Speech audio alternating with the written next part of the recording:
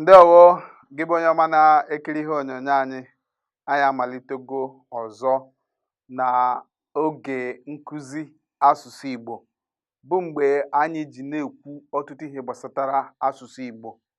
Echefula na ụlọ ọrụ anyị bụ ụlọ ọrụ hụrụ ntutu taa ka m na-ekwu kwa mgbe na anyị si na asụsụ Igbo agaghị anwụ, anyị ga na-akụzi ya.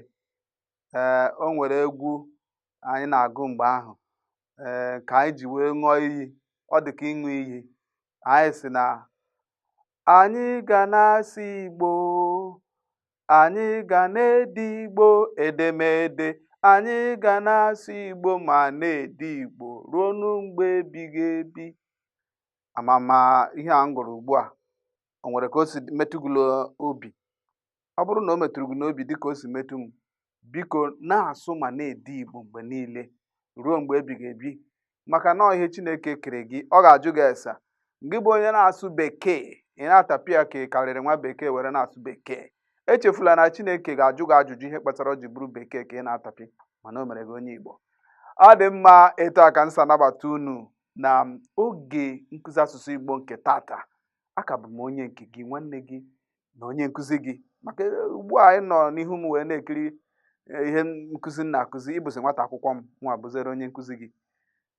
Aha m ka bụ Okwudilichukwu Francis Ideyi, maazị.